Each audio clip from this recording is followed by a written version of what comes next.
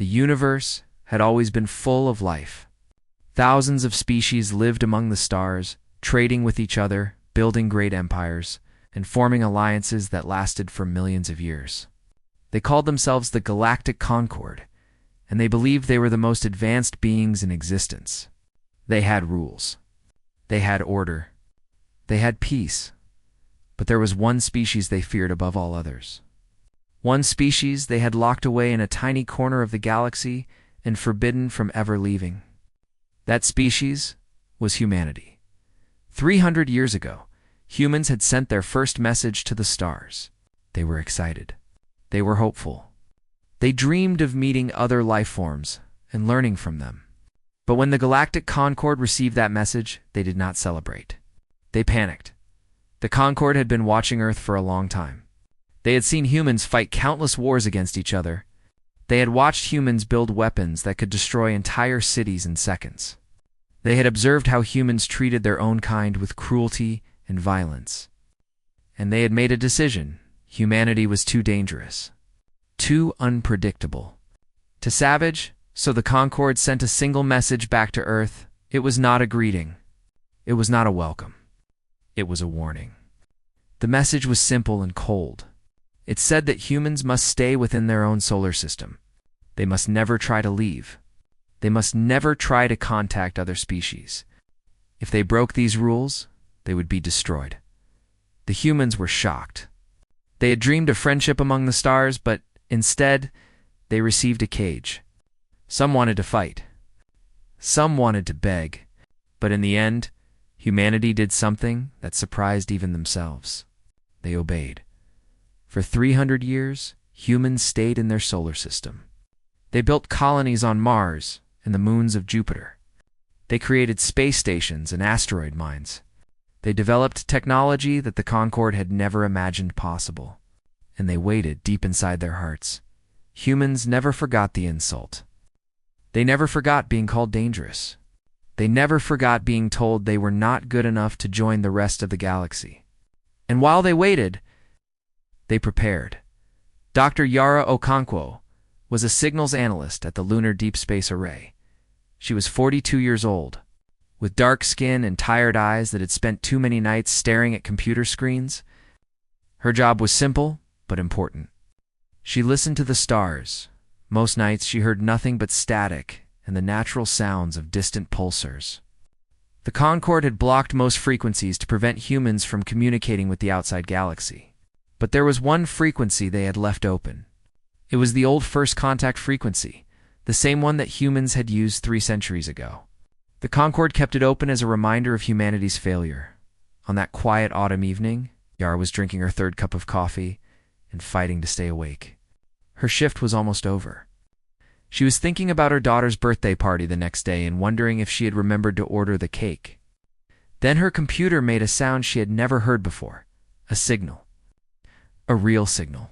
Coming from deep space, Yara's hands trembled as she adjusted her equipment. Her heart was beating so fast she could hear it in her ears. She ran the signal through every filter and every test she knew. It was real. It was not a trick. Someone was calling. The message was not in any human language, but the translation software worked quickly.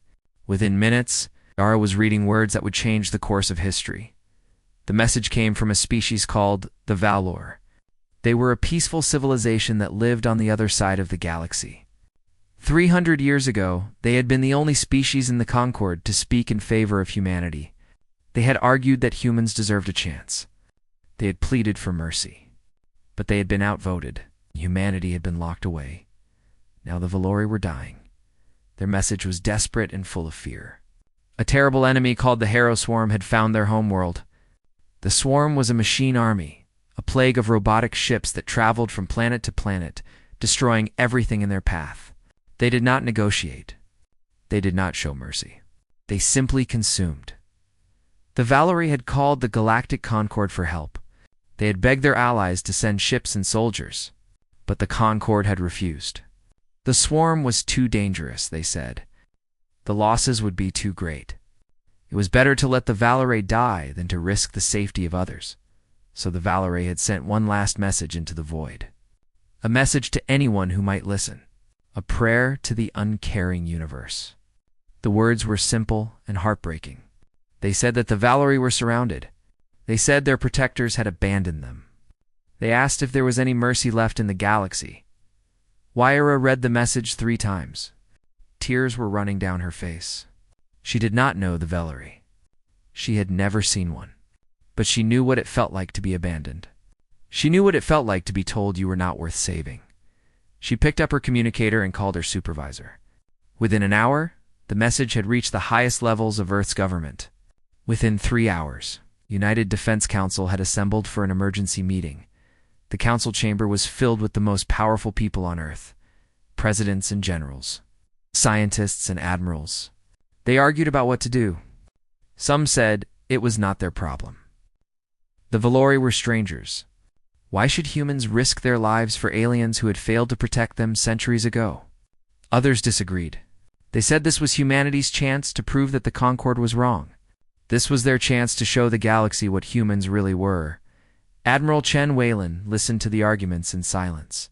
She was 63 years old, with gray hair and a face that had seen too many battles.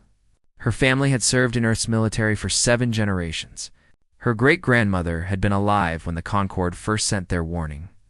Chen had grown up hearing stories about the day humanity would finally face the stars again. When the arguing finally stopped, Admiral Chen stood up. The room went quiet. Everyone knew who she was. Everyone respected her. She spoke slowly and clearly. She said that the Valerie had asked the galaxy for mercy.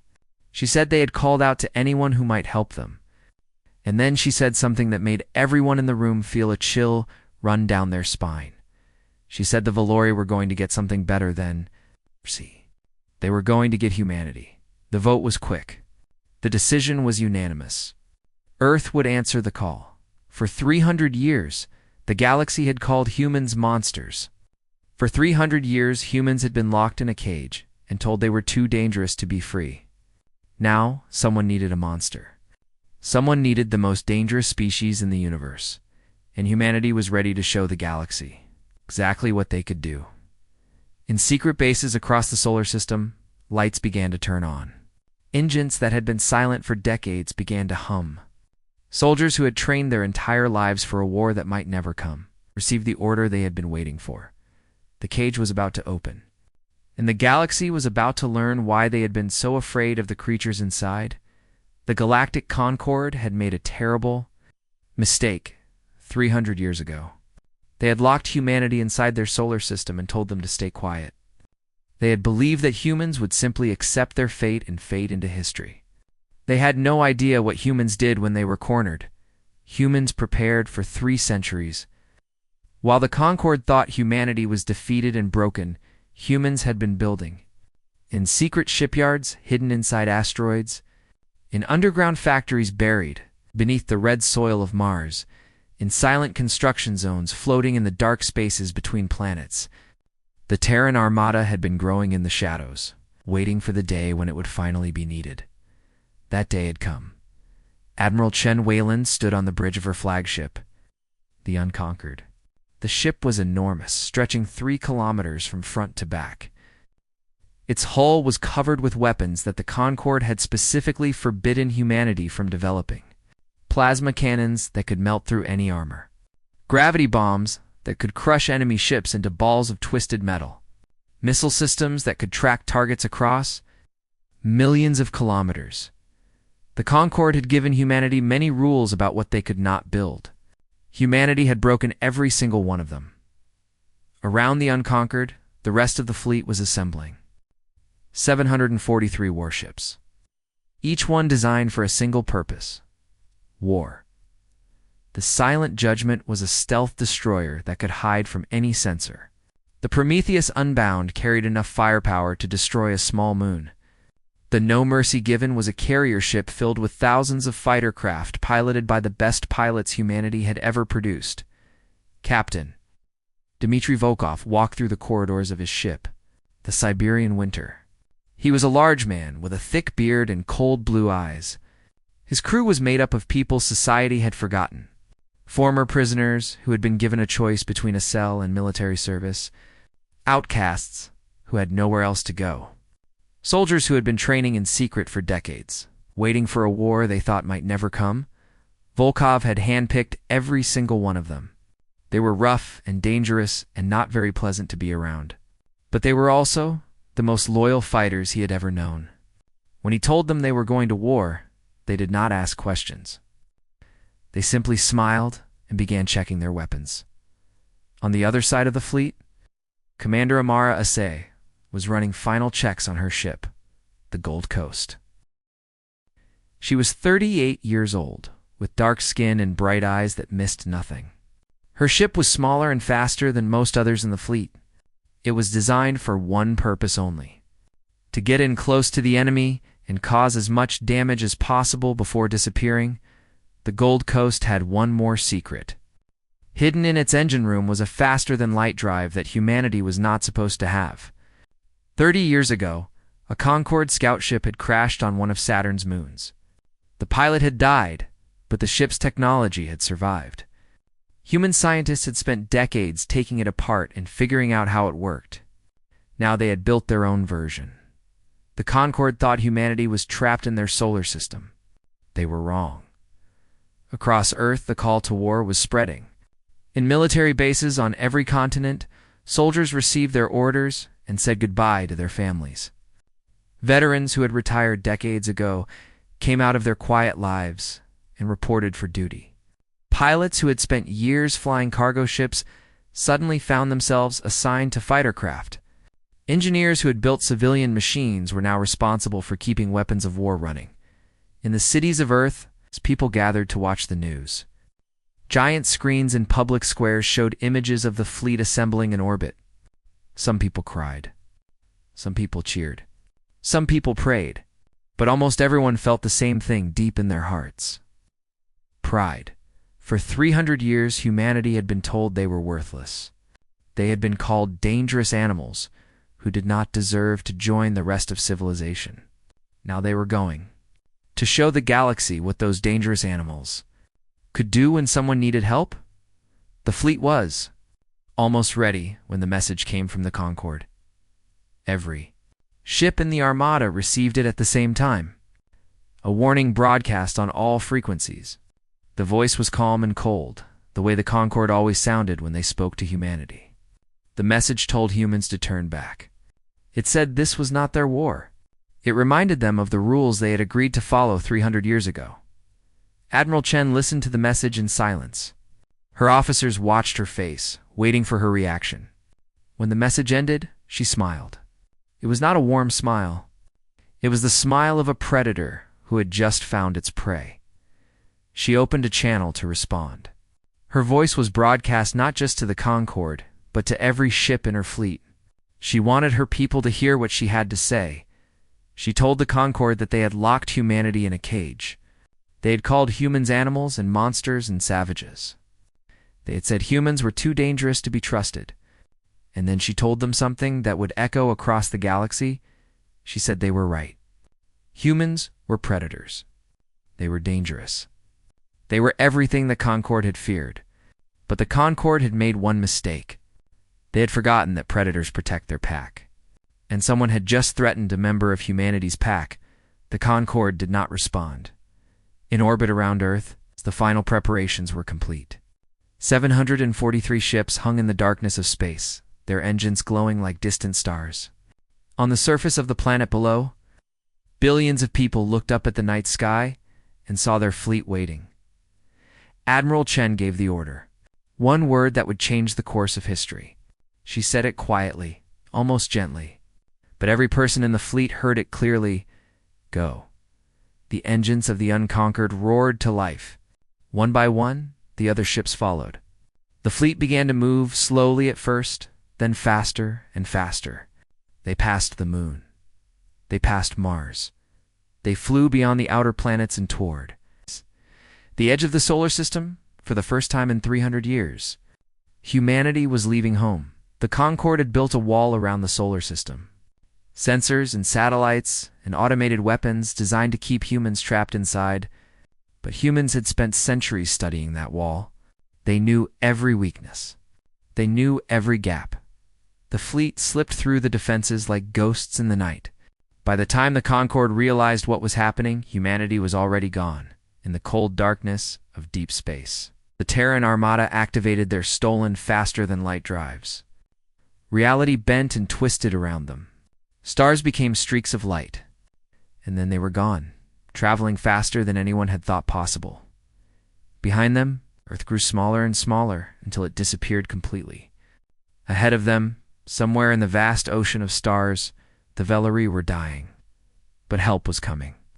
The most dangerous species in the galaxy had heard their cry, and nothing in the universe was going to stop them from answering it. The galaxy had spent 300 years sleeping peacefully. Believing that the monster in the cage was no longer a threat, the monster was awake now, and it was hungry for justice. The journey through deep space took 11 days. 11 days of traveling through darkness so complete that it felt like the universe itself had disappeared. 11 days of waiting and preparing and wondering what they would find at the end of their journey. Admiral Chen spent most of those days studying everything humanity knew about their enemy. The information was limited, gathered over decades from intercepted Concorde communications and stolen data files. But what they knew was terrifying. The Harrow Swarm was not like any enemy humanity had ever faced. It was not a species of living creatures. It was a machine intelligence, a vast network of robotic ships that thought and acted as one mind. No one knew where the swarm had come from or who had created it. Some believed it was a weapon that had turned against its makers. Others thought it had simply evolved in the empty spaces between stars, growing hungrier with each passing century. The swarm had one purpose: to consume. It traveled from world to world, stripping planets of their resources and using those resources to build more ships. Every civilization it encountered was given the same choice: surrender and be absorbed, or fight and be destroyed. In the last 100 years, the swarm had erased 12 species from existence. Entire cultures, with millions of years of history, it's gone forever, and the Galactic Concorde had done nothing to stop it. The Concorde's strategy was always the same. When the swarm attacked, they pulled back their forces and let the targeted species die. They called it acceptable losses. They said the swarm was too dangerous to fight directly. They believed that by sacrificing a few, they could protect the many. Humanity had a different philosophy. On the 5th day of the journey, Captain Volkov called a meeting of his senior officers aboard the Siberian winter. His crew was restless. They had been training for this moment their entire lives, and the waiting was making them anxious. Volkov understood their feelings. He felt the same way. He told them what they were facing. He explained how the swarm operated, how it fought, how it thought. He told them that their enemy had no fear, no mercy, and no weakness that anyone had ever discovered. Some of his officers looked worried. Most of them just looked angry. One of his lieutenants, a young woman named Sasha, who had grown up in the slums of Moscow, asked a simple question. She wanted to know if they could win. Volkov was silent for a long moment. Then he smiled his cold smile and gave her an answer. He said that humanity had been told for 300 years that they were the most dangerous species in the galaxy. Now they were going to prove it. On the 8th day, the fleet intercepted a small ship drifting in the darkness between stars. It was a Velari refugee vessel, barely holding together. Its engines were damaged, and its life support was failing. Inside were 47 survivors who had escaped the attack on their homeworld. Admiral Chen ordered the ship brought aboard the Unconquered. Medical teams rushed to help the wounded. Engineers worked to stabilize the damaged vessel. And in the middle of all the chaos, Chen met someone who would change her understanding of everything. Her name was Elder Saurus. She was ancient. Even by Velari standards, her skin wrinkled and her eyes clouded with age.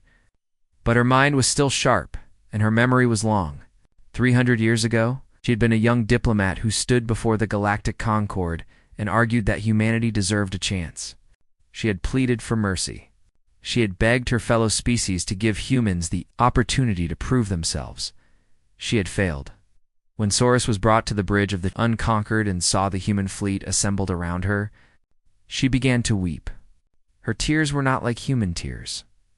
They were silver and glowing, and they floated in the air like tiny stars. She said something in her own language that the translator could not quite capture, but everyone understood the emotion behind it. She was amazed. She was grateful. And she was ashamed. Through the translator, Sora spoke to Admiral Chen. Her voice was weak but steady. She said that she had expected humanity to hate her people. The Vellery had failed to protect humans when they had the chance. They had let the Concord lock humanity away like criminals. They did not deserve this rescue. Admiral Chen knelt before the ancient alien and took her hands. Human hands holding alien hands. Two species that had never met, connected by something deeper than words. Chen spoke softly but clearly. She said that 300 years ago, when the entire galaxy wanted to destroy humanity, the Vellery had spoken in their defense. One voice among thousands, calling for mercy. That debt did not have an expiration date. Sora's closed her eyes and more silver tears fell from her face. She whispered something that the translator rendered as thank you, but Chen knew it meant something much deeper than that. The next 3 days passed quickly. The Vellery survivors shared everything they knew about the attack on their homeworld. The swarm had arrived without warning, millions of ships appearing from nowhere and surrounding the planet and ours. The Vellery defense forces had fought bravely, but they were outnumbered 1,000 to 1. The survivors described what the swarm did to worlds it conquered. The machine ships would descend like metal locusts, stripping away forests and oceans and cities. They would capture any living beings they found and take them to processing centers, where they would be studied and then eliminated. Nothing was wasted. Everything was consumed. Commander Osei studied the tactical information with growing concern. The numbers were overwhelming. Millions of enemy ships against their fleet of 700. The odds were impossible. But she also noticed something interesting. The swarm was efficient, but it was predictable. It always attacked the same way. It always defended the same way. It had been winning for so long that it had never needed to adapt. Humanity, on the other hand, had spent its entire existence adapting, fighting, surviving against impossible odds. On the 11th day, the fleet dropped out of faster-than-light travel at the edge of Velour space. What they saw made even the most battle-hardened soldiers fall silent. The Vellery homeworld hung in the darkness ahead, a beautiful blue and green planet that reminded many humans of Earth. But surrounding it, like a shell of living metal, was the swarm, millions of drone ships. Packed so tightly together that they blocked out the stars, they were slowly tightening their grip on the planet, harvesting its resources, killing its people. Admiral Chen stared at the enemy formation for a long moment. Then she opened a channel to the entire fleet. Her voice was calm and steady, without any trace of fear. She told her people that they did not come here to negotiate. They did not come to ask for permission. They came to feed those machines their own wreckage and remind the galaxy why humanity had been feared for so long. 743 ships powered up their weapons. Engines roared. Shields activated. The monster from Earth had arrived, and it was time to hunt. The Harrowswarm had destroyed 12 civilizations. It had consumed countless worlds and erased entire species from existence. In all its long history of conquest and destruction, it had never encountered an enemy quite like humanity. Every other species the swarm had faced did the same thing when attacked. They ran. They tried to escape. They scattered their forces and hoped to survive long enough to find safety. The swarm had been designed to hunt prey that fled. Its tactics, its formations, its entire way of thinking was built around the assumption that its enemies would always try to get away. Humanity did not run. Humanity charged straight in. Admiral Chen gave the order, and the unconquered surged forward, heading directly into the densest concentration of enemy ships. The rest of the fleet followed in perfect formation. 700 warships flying toward millions of enemies without hesitation or fear. The swarm detected the attack immediately. Its central intelligence, a vast machine brain distributed across millions of ships, analyzed the incoming threat and calculated the response. But something was wrong. The calculations did not make sense. No rational species would attack like this. The numbers were impossible. The strategy was insane. For the first time in its existence, the swarm experienced something it had never felt before. It's confusion. That confusion lasted exactly 3 seconds. Then, the human fleet opened fire. The Unconquered's main weapons were plasma cannons, so powerful that each shot could destroy a dozen enemy ships. The beams of superheated energy cut through the swarm's formation like knives through paper, leaving trails of burning wreckage in their wake. Behind the flagship, the rest of the fleet added their own firepower to the assault. Captain Volkov aboard the Siberian Winter deployed his ship's most devastating weapon: gravity bombs, devices that the Galactic Concorde had banned 200 years ago because they were too destructive. Each bomb created a tiny, artificial black hole that lasted only a fraction of a second. But in that fraction of a second, everything nearby was crushed into nothing. The first gravity bomb detonated in the middle of a swarm formation. 300 enemy ships were pulled into a single point and compressed into a ball of metal no larger than a human fist. The second bomb destroyed 400 more. By the time Volkov's ship had exhausted its ammunition, over 10,000 swarm vessels had been eliminated. But the enemy numbers were overwhelming. For every ship the humans destroyed, 100 more took its place. The swarm began to adapt, spreading out its formations and changing its attack patterns. Machine intelligence against human creativity. Cold calculation against desperate courage. Commander Osei led her squadron of fast attack frigates through the chaos. The Gold Coast was small enough to slip through gaps in the enemy formation, fast enough to avoid most attacks, and deadly enough to cause serious damage. Her mission was to find and destroy the swarm's command nodes, the central ships that coordinated the actions of thousands of drones. She found the first node hiding behind a wall of defensive vessels. Her ship dove through enemy fire, taking hits that would have destroyed a lesser vessel. The Gold Coast's shields flickered and failed. Hull breaches opened on 3 decks. But Osei pushed forward, her hands steady on the controls, her eyes fixed on her target. At the last possible moment, she fired everything her ship had. Missiles, plasma bolts, and kinetic rounds all struck the command node at once. The explosion was so bright that it temporarily blinded the sensors of every ship nearby. When the light faded, the command node was gone, and the 10,000 drones it had been controlling suddenly went silent. Drifting uselessly in space, the battle raged for 19 hours. 19 hours of constant fighting, constant death, constant destruction. Human ships were torn apart by swarm weapons. Human pilots flew into certain death to protect their comrades. Human soldiers fought with everything they had, knowing that failure meant the extinction of an entire species. On the Unconquered, Admiral Chen directed the battle from her command chair. She had not slept in 2 days. Her voice was hoarse from giving orders, but her mind was still sharp, still calculating, still finding ways to hurt the enemy. She noticed something during the 15th hour. The swarm was pulling back. Not retreating exactly, but concentrating its forces around the planet. It was trying to protect its harvesting operations. It was prioritizing resources over combat. Chen smiled her predator's smile. The swarm thought like a machine. It calculated costs and benefits. It did not understand that humans would pay any cost to save innocent lives.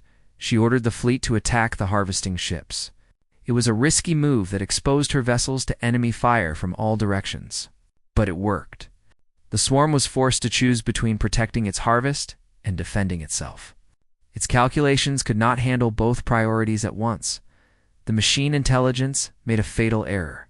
It tried to do both. The result was chaos. Swarm formations fell apart as ships received contradictory orders. Defensive patterns collapsed.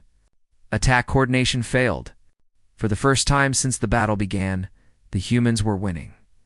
By the 19th hour, the outcome was clear. The Harrow Swarm had been broken. Its forces were scattered and confused. Millions of its ships had been destroyed. The shell around Valoria Prime was dissolving. Burning pieces of metal raining down through the atmosphere like falling stars. But victory had come at a terrible price. 212 human ships had been destroyed. Over 40,000 men and women had died. Every surviving vessel was damaged, some so badly that they would never fly again. Captain Volkov stood on the bridge of the Siberian winter and watched the last of the enemy ships flee into deep space. His ship was barely holding together. Half his crew was dead or wounded. But they had one commander. Ose's Gold Coast had taken so much damage that it had to be towed back to the fleet. Ase herself had been injured when a piece of shrapnel had torn through her arm, but she had refused to leave her command chair until the battle was over. On the surface of Valoria Prime, the survivors finally emerged from their shelters. They had been hiding underground for weeks, listening to the sounds of their world being destroyed above them. Now they looked up at the sky and saw something they had not expected. Human dropships descending through the clouds, not with weapons, but with medical supplies, food, water. Engineers ready to help rebuild what had been destroyed. Admiral Chen was on the first ship to land. She stepped onto alien soil and breathed alien air. Around her, Valerie survivors gathered, their strange eyes wide with wonder and disbelief. Their leaders approached her, expecting demands, expecting conditions, expecting to be told what they owed humanity for this rescue. Chen offered only her hand, a simple human gesture of friendship and peace. She told them they had called for help. Help had arrived. There were no strings attached. One of the Valori elders fell to his knees and wept. Others followed. Soon the entire crowd was crying those strange silver tears that floated in the air like stars in the sky above them. The wreckage of the swarm continued to fall, burning up in the atmosphere. Each streak of light was a reminder of what humanity had done. They had crossed the galaxy to save strangers. They had fought an impossible battle against overwhelming odds. They had lost thousands of their own people to protect a species they had never met. The galaxy had called humans monsters. Maybe they were right, but sometimes monsters were exactly what you needed. News of the Battle of Valoria Prime spread across the galaxy like fire through dry grass. Every species with a receiver heard the story. Every civilization that had ever dealt with the Harrow Swarm learned what humanity had done. And the Galactic Concord, the ancient alliance that had ruled the stars for millions of years, realized that everything was about to change. The Concord's response came 3 days after the battle. It was broadcast on every frequency, transmitted to every corner of known space. The message was addressed to humanity. But everyone was listening. The Concord demanded that humans return to their solar system immediately. They said humanity had violated the quarantine agreement. They said humans had stolen forbidden technology and attacked without authorization. They warned that if humanity did not comply, the full force of the Concord would be brought against them. Admiral Chin received the message aboard the Unconquered while her crew was still treating the wounded and repairing battle damage. She listened to the Concord's threats in silence, her face showing no emotion. When the message ended, she turned to her communications officer and gave a simple order: open a channel. Broadcast on all frequencies. She wanted everyone to hear her response. Her words were recorded and preserved. They would be studied by historians for centuries. They would be quoted by revolutionaries and freedom fighters across 1,000 worlds. They would become the foundation of a new era in galactic history. She began by acknowledging what the Concord had said about humanity. For 300 years, they had called humans too dangerous to join civilized society. They were right, she said, but not in the way they thought. Humans were dangerous to tyrants. Humans were dangerous to those who abandoned the helpless. Humans were dangerous to anyone who believed that the strong no duty to protect the weak. She told the Concord that their quarantine was over. Humanity would not return to their cage. If the Concord wanted to stop them, they were welcome to try. But she wanted them to remember something important. Every species the Concord had abandoned was watching. Every civilization they had left to die. Every voice they had silenced. They were all paying attention now. And they were starting to wonder if maybe the monsters the Concord had warned them about might actually be the heroes they had been waiting for. The Concord did not respond. For the first time in their long history, they had no idea what to do. In the weeks that followed, something remarkable began to happen. Ships started arriving at Valoria Prime, not warships, but civilian vessels carrying representatives from species across the galaxy. They came to see the humans. They came to understand what had happened, and many of them came to ask for help. The Velor were the first to formally join what would become known as the Terran Alliance. Their gratitude was eternal and unconditional. They pledged their resources, their knowledge, and their loyalty to humanity forever. The Kethmari came next. They were a small species whose homeworld had been taken by the Concord centuries ago. Their people scattered across refugee camps on the edges of civilized space. They had heard what humanity had done for the Valori, and they dared to hope that someone might finally fight for them too. Then came the Ossian Collective, survivors of an earlier swarm attack who had been abandoned by the Concord and left to fend for themselves. They brought ships and soldiers and a burning desire for justice. One by one, the forgotten and the abandoned found their way to Earth's banner. Species that had been ignored by the powerful. Civilizations that had been told they were not worth saving. They looked at humanity and saw something they had lost long ago. Hope the Concord watched this happening with growing fear. They held emergency meetings. They debated how to respond. Some wanted to attack humanity immediately, before the alliance grew too strong. Others argued that any attack would only make more species join the human cause. In the end, they did nothing. They were paralyzed by their own bureaucracy, their own fear, their own inability to understand what humanity had become. Admiral Chen returned to Earth a hero. Parades were held in her honor. Her name was spoken with reverence by billions of people. But she refused most of the celebrations. She had lost too many good people to feel like celebrating. One evening, she stood on the observation deck of the Unconquered, which had been brought to Earth orbit for repairs. Captain Volkov found her there, staring at the blue and green planet below. He said that people would write songs about what they had done. They would be called heroes and saviors. They would be remembered as the ones who freed humanity from its cage. Chen was quiet for a long moment. Then she asked Volkov if he thought they were heroes. Volkov considered the question carefully. He thought about the battle, about the friends he had lost, about the alien tears falling like silver stars. Then he asked her what she thought they were, if not heroes. Chen watched Earth turning slowly beneath them. She said that they were human, messy and broken and violent. They had spent their entire history fighting each other, hurting each other, doing terrible things to their own kind. But when someone had screamed into the void, asking for help, humanity had answered. That was all anyone could do, she said. When you hear someone crying for help, you answer. You do not ask if they deserve it. You do not calculate the cost. You just go. Volkov nodded slowly. He understood what she meant. Being human was not about being perfect. It was about trying to do the right thing, even when it was hard, especially when it was hard. On the surface of Earth, a new generation was growing up with different stories. Their parents and grandparents had been raised on tales of humanity's violence and savagery. But these children heard different stories. They heard about the day humanity received a call from across the stars. They heard about brave soldiers who flew into impossible odds to save strangers. They heard about Admiral Chen kneeling before an alien elder and saying that debts of kindness never expire. The galaxy had spent 300 years fearing what humanity might become. They had imagined humans spreading across the stars like a plague, conquering and destroying everything in their path. They had been wrong. Humanity did spread across the stars, but not as conquerors, not as destroyers. They spread as protectors, as defenders.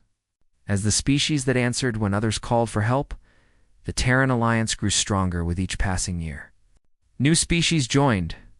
Old enemies became friends. The Concord's power began to fade as more and more civilizations chose to stand with humanity instead of the ancient order that had abandoned them. It was not a perfect future.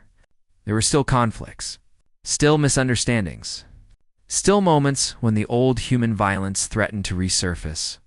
But humanity had learned something important about itself during the Battle of Valoria Prime. They had learned that their capacity for destruction was matched by their capacity for compassion. Their talent for war was balanced by their desire for peace. The same species that had built weapons capable of destroying worlds had also built ships that crossed the galaxy to save strangers. That was what it meant to be human. Not one thing or the other. Both. Always both. And in the end. When the history of the galaxy was written, humanity would not be remembered as the monsters in the cage. They would be remembered as the ones who heard a cry for help echoing across the void of space and answered.